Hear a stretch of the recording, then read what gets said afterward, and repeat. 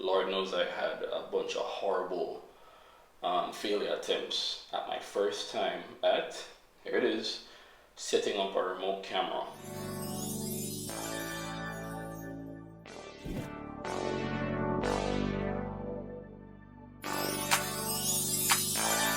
I mainly use mine for sports photography to give me a vantage point that I'm unable to be at during play.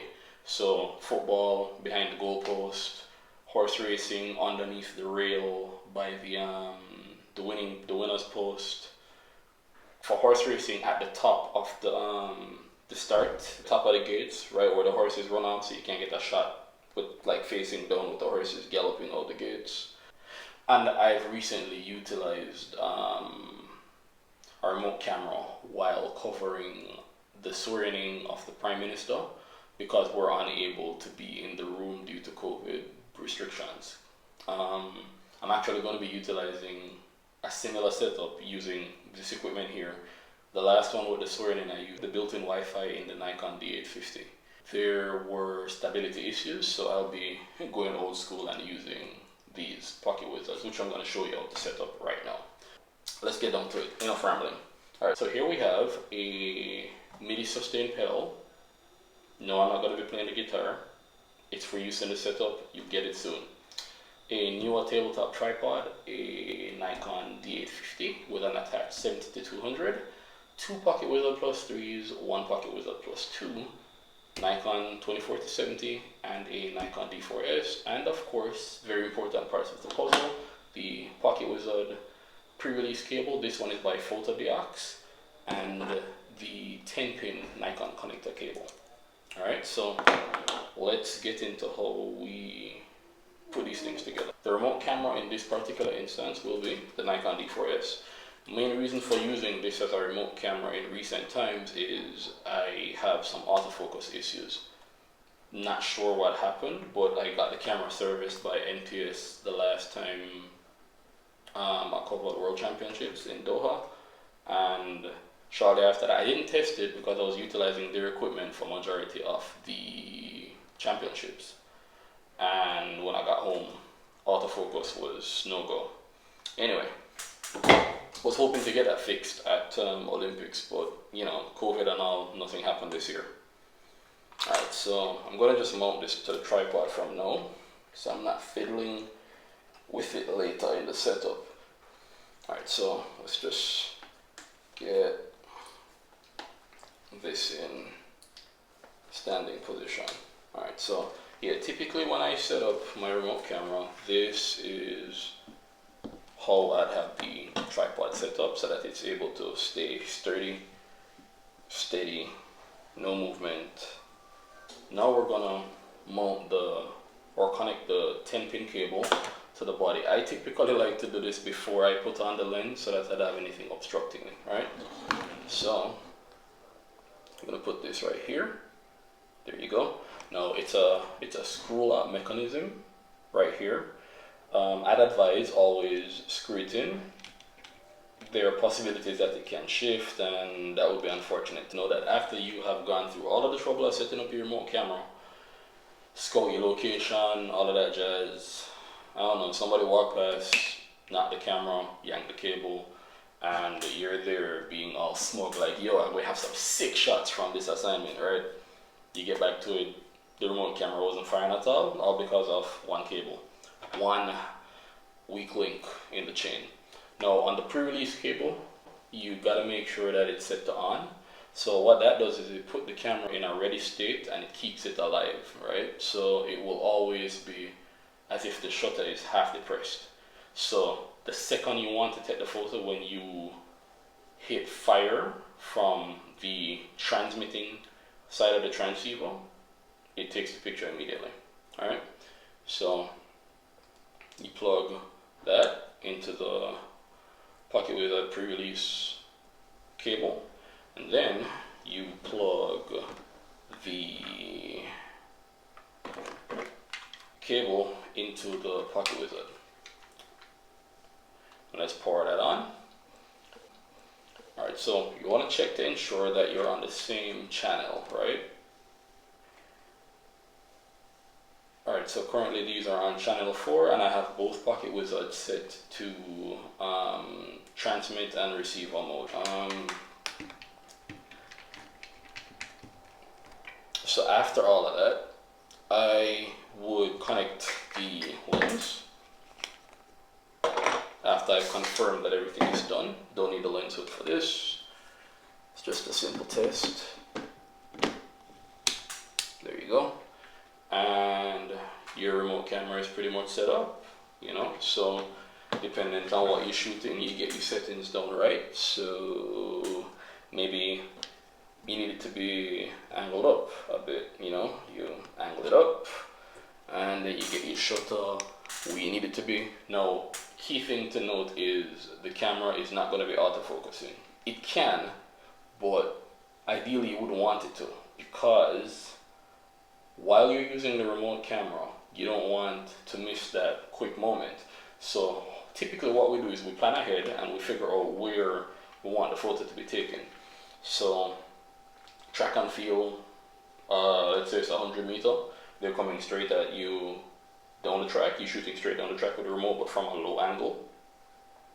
And you would essentially work out what area on the track you intend to shoot. You would pre-focus the remote camera to that exact point. You do some testing before to ensure that that area is actually where the field of focus lies, and you set your camera to manual focus. Now, a quick tip is, I don't have any right now, but typically I would use gaffer tape to run across the focus ring on my camera just to ensure that the focus does not shift after I've set that focus point, because that sucks.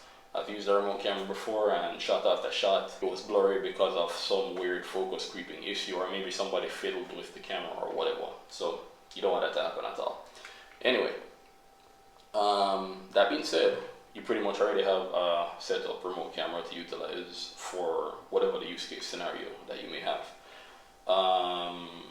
You can either A, manually trigger, you know, whatever you want. There you go. Oh god, I love that sound. Beautiful sound, isn't it? Anyway, or what I added to the mix last year, which is where this comes in. Alright, so this is a sustain pedal.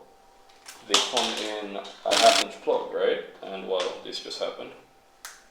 Okay, so what you need to do is you need to convert a 1/2 inch plug to regular 3.5mm plug, like so.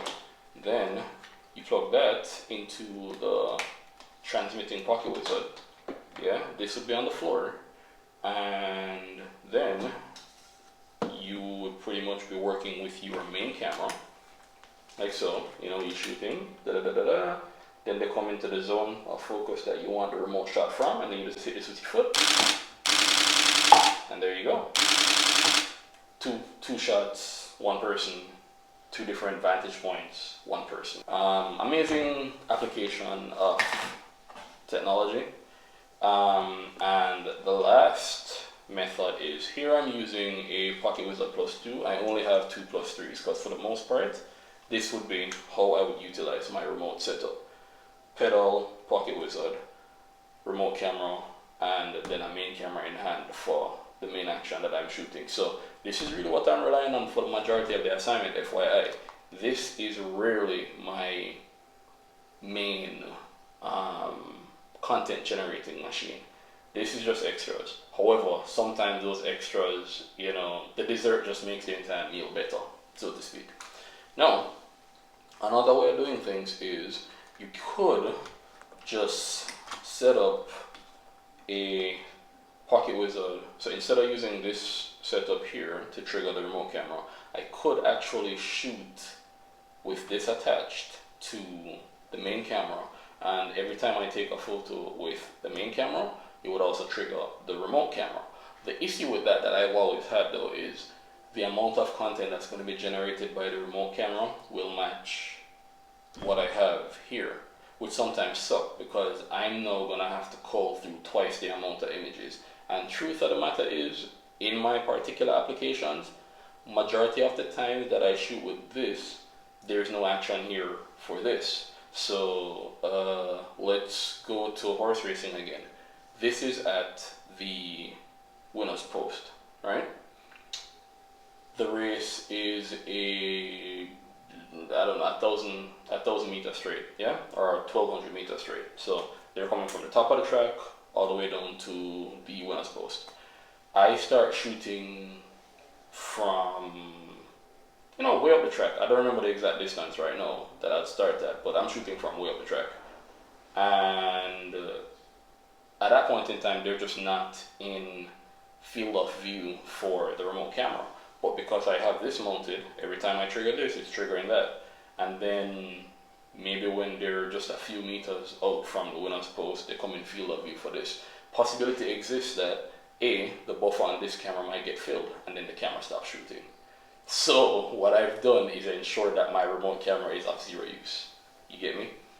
So that's something to take into consideration as well. So it's always just smarter, in my opinion, to manually trigger either by button press of the remote or if you decide to attach a sustain pedal. Another thing that I also learned I think it was at Women's World Cup, I saw one of the Getty photographers using it. Instead of using a sustain pedal, as in a pedal mechanism, she has like a switch, right? So essentially the same type of thing that connects to the Pocket Wizard, but then it connects to a switch, which she velcros onto her lens barrel. So she's using, let's say, a 400 meter lens.